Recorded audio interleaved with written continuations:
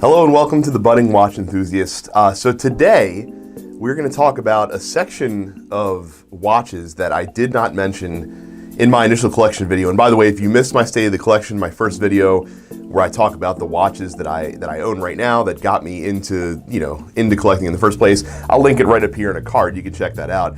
But I did not mention smartwatches specifically.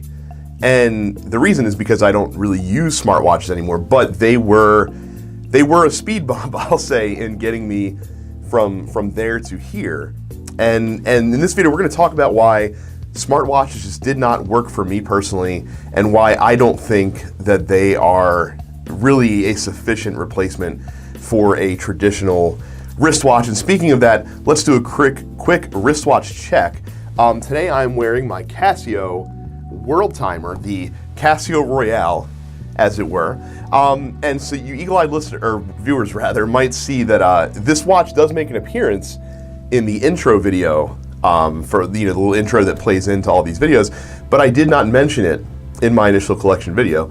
And the reason for that is because my wife, my wonderful wife, actually got this for me as a gift, a surprise gift, the day after I filmed that collection video. So it came in a little too late to be in the collection video, but made it in just in time to make it into the channel's intro video. But we are here to talk about smartwatches and why they just didn't work for me. And it's weird that they didn't, because I am, aside from a watch enthusiast and a James Bond fan and again a gamer and all this stuff, I'm also a bit of a tech head. I am the type of guy that likes to have the best available when it's time to buy a new phone or to get a new tablet or buy a PC or whatever. So when smartwatches came into prominence, came into the mainstream, I was like, well, I have to be all over this. And I thought for sure that for a guy like me, that smartwatches would replace me ever needing to own a traditional wristwatch. Of course I would still, because pairing a smartwatch with a suit doesn't really work, and things like that. So I would keep a few pieces for specific purposes, but that my everyday wear was going to be a smartwatch. And I found over the course of a couple years that just wasn't going to work for me. That just wasn't going to work. And let's walk through why. So the first smartwatch that I ever owned was the first smartwatch. I was a backer of the Pebble smartwatch when that was on Kickstarter all those many years ago. I have it actually pulled up right over here, and I'm trying to remember. I don't remember exactly when it was. I feel like it was like 2014, if I'm not mistaken. But Pebble, I don't know if you guys paid attention, took like the tech world by storm. It was a huge success. They went on Kickstarter to raise funds for the project. It made over $10 million. Over, let's see, almost 70,000 people backed the project on Kickstarter. I'm pretty sure at the time it was the most successful Kickstarter.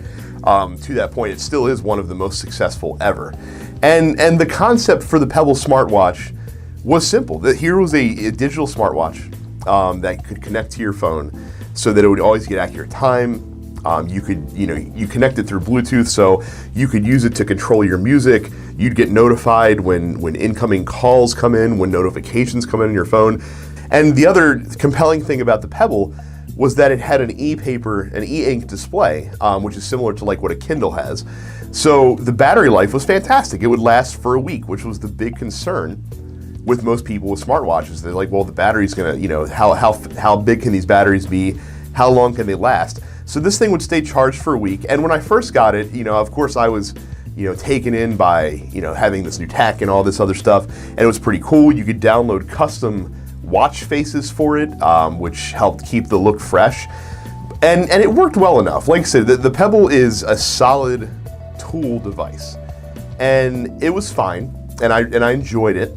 But it did leave me wanting something more. It didn't have the same panache that wearing like a regular wristwatch would, because it looked really unassuming. Like it looked really basic, really simple. I mean, again, look, to hold this up again, look at this display. I mean, I'll even fire it up real quick. I mean, this is like a basic watch face, and I'll try and get it close to the camera. Very simple. I mean, you could change it. There was a couple, fashionable things.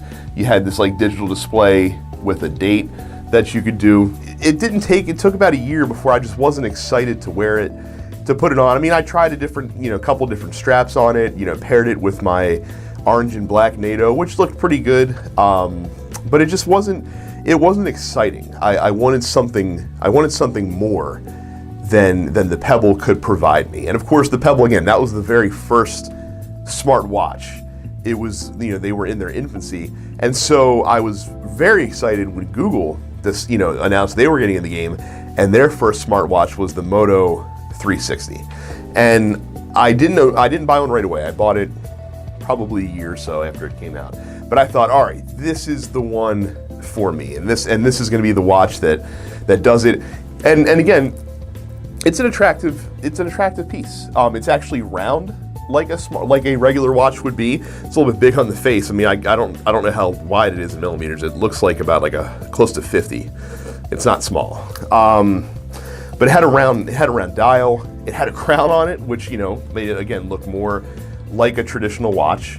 And again, color screen now, so now you get some more visual flair out of it. More interaction, touch screen, of course, so that you could swipe away notifications and scroll through. More app support. I was like, all right, this is the one. This is going to be it. My experience with the Moto 360 is what really showed me that smartwatches just weren't going to do it for me. Because it started off great. First, get a smartwatch. It's always great because you get, it lasts the whole day. I get home, I still got like 20 to 30% battery. That's great. Getting the pop-ups, being able to scroll through, swipe them away just like you do on your phone. This is really fun. Getting to, change up the different watch faces, things of that nature. All of that was good. It even comes with a halfway decent bracelet with a butterfly clasp. I was impressed. I was like, okay, cool. This is some decent hardware. I was taken in at first when I first got it, and again, for the first couple of months, it was very cool, and I was wearing it every day, and I was like, this is great, this is exactly what I wanted. And then the cracks started to show in the veneer. A few months in, like maybe 6 months in, all of a sudden battery life started to become a problem. So again, first get it, able to come home, 25-30% left in the watch, throw it on the charger, get it ready for the next day. 6 months later, that was starting to be like 5% or maybe even dead by the time I get back home to 8 o'clock. And then move on a few more months. Oh, now it's kind of dying at like around 5-6 o'clock. Get it, and then once you get 18 months in, I was lucky to make it 6 hours on a full charge.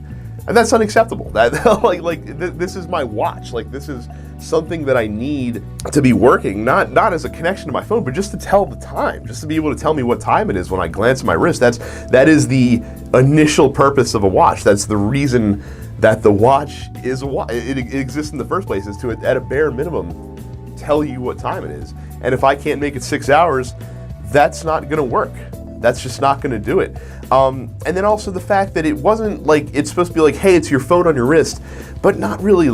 There wasn't really any app that worked really well with the watch. If I ever had to do anything more than just a quick basic reply to a text message, or just to check the notification from a sport, like a baseball or soccer score or something like that on the watch, I was pulling out my phone anyway. It really wasn't, it was just, that was more saying, hey, it's time to pull out your phone. This was supposed to be the thing that I could use to keep the phone in the pocket, to keep it out of my hands more frequently. I can just use the watch to do that. No, I'm still using my phone pretty much at the same rate that I always was. It's just easier to dismiss some notifications without having to pull it out. It just didn't do the same thing for me. I even found, 8-12 months in, that I started wearing my regular watches at about the same frequency that I was wearing the Moto 360. And part of that was because from a visual standpoint, from an accessorizing standpoint, regular timepieces just look better than smartwatches. At the end of the day, it's just I'd rather just have a regular wristwatch on. And I guess that's probably the crux of the issue for me, is that these are such tool watches. They are tools. They are there to serve a specific purpose. And I'm not mentioning the Apple Watch. I've never owned one because I don't use iPhones personally. And it's incredibly popular, obviously. Millions of people have this watch. to me, like that probably does the second screen experience better than Android smartwatches do, and then the Pebble did. But also to me, if the Apple Watch didn't tell time, like if the main screen of the Apple Watch was just like a pared down version of your iPhone's main screen, I still think people would buy it like crazy. I think people, when they buy an Apple Watch, care much more about the tool aspect, about the connection aspect, than they do about the time-telling aspect of the watch. I think that's secondary to everything else the watch can do. And there are of course wristwatches that are tool watches as well. Like, any chronometer, any dive watch, any GMT watch is a tool. It serves a function other than telling time. And that's okay, but they still do what, the primary function of the watch is still to tell time, and it's still to look also fashionable. Like all those, I've seen Apple Watch out there. They all look the same, even though they come in different colors and stuff like that. They all look the same. They look to me kind of like a toy on someone's wrist. Like that's the reason that I put down the Pebble, is because it looked like, it just looked like a toy. Smartwatches don't have the same presence and have the same style that a traditional wristwatch has. Even like this Casio World Time, a digital tool piece that just tells digital time, has more style and has more flair to me than an Apple Watch or than a Moto 360 or than a Pebble. And I think that's part of the thing that makes watches so appealing to me, is I can have different watches. I can use them to, accessorize different outfits, or just to have a different look, on my wrist, and use it as, kind of a piece of jewelry, I guess. Which, it's pretty much aside from my wedding ring, it's pretty much the only jewelry that I wear. And that's important to me, and you don't get that with smartwatches. But the other bigger reason to me that the smartwatches weren't for me, and the Moto 360 is the thing that called this out more than anything, is that it's annoying enough to have a smartphone that will last for 2 years before you start to see signs of age and slow down and get you thinking about, all right, well, I need a new smartphone now because this one's just not cutting it. It's too old. It's getting up there in years. It's annoying enough to do that with phones. I really don't want to have to do it with a wristwatch. Like when you buy, in my head, when you buy a watch, you're buying that with the expectation that it's going to last for years and years and years and years. Like again, we go back to the World Timer, a basic $35 digital watch. It's got a 10-year battery in it. Like, I know when I buy this battery is going to last for 10 years. Even something like my Seiko SKX, a very affordable, introductory automatic watch, that thing's going to go for 10 years before it even needs a service. And once it gets serviced, it'll just keep on running and running. These wristwatches are something that I can buy, that I can enjoy for many, many, many years. And then, later on when my son comes of age, I can pass them down to him as well. I can introduce him to that world too.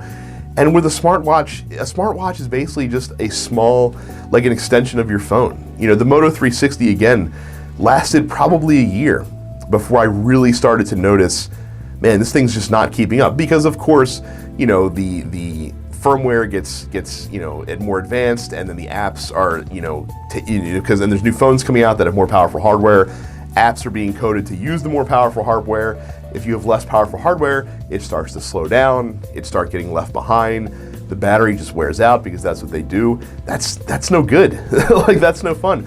Oh, and by the way too, because Pebble was acquired by Fitbit, you don't even get official support for your Pebble anymore. Like, it'll still work with your phone, but Pebble's not supporting their own watch anymore, and we're not even 4 years after the watch came out.